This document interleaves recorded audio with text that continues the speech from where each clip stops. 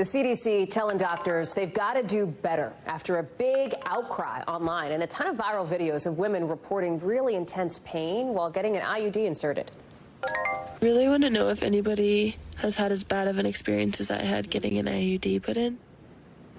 Some videos detailing insertion of these IUDs, intrauterine devices, with patients saying they didn't have enough or didn't have good enough pain relief, describing the procedure as some of the worst pain they've felt or like they thought they were going to pass out.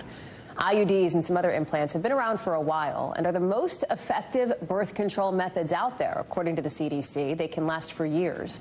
And the agency's new recommendations on how to address pain in this kind of procedure could be a big deal for the millions of women in this country who have an IUD or who want one. It also comes at a time when reproductive freedoms are being restricted increasingly in the United States after the overturning of Roe versus Wade. Although many Americans think birth control methods should be legal in all or most cases, polling shows. I want to bring in Dr. Natalie Azar now. Dr. Azar, IUD insertion, safe and common, right? So talk through these new guidelines and what the takeaway is for doctors, what it means for patients. Yeah, Hallie, so I would say that probably the biggest change in these new guidelines is really more of like a mechanical one, if you will, and that is that the guidelines are really meant to be more patient-centered. The last time the CDC did a review was basically in 2016, and the wording there, it was almost more like it was for the practitioner, how to sort of safely and how to insert an IUD in the best way possible, but this wording is sort of shifting it to, you know, make sure that you're having a conversation with the patient so that you can explain to them that the procedure may in fact be slightly uncomfortable, and these are the options for pain management.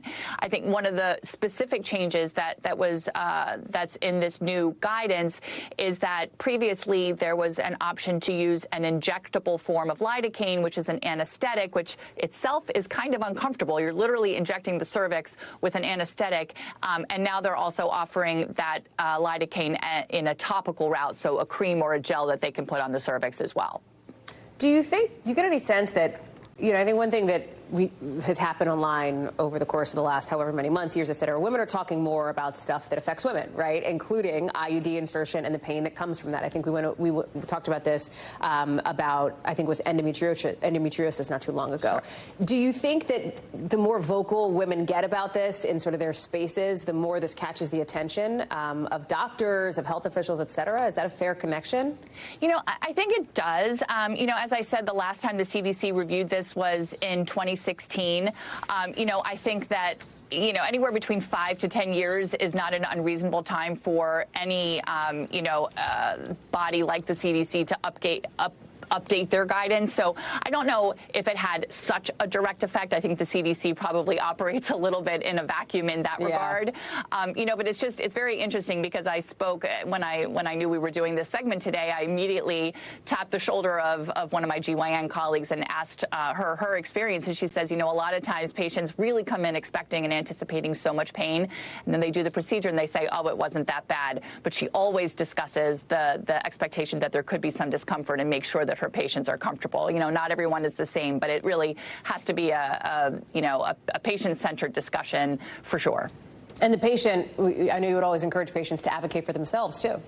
Absolutely, you know, and one little pearl that she gave me to give to our viewers too. It's a lot easier to do when you're menstruating. I know that's a little bit, you know, a little bit graphic to say, but it's true, and I want all the people out there to feel empowered to have these conversations with their doctors. Appreciate you. Dr. Natalie Azar, we can talk about it. It's all good. Thank you. Appreciate you. Thanks for watching. Stay updated about breaking news and top stories on the NBC News app or follow us on social media.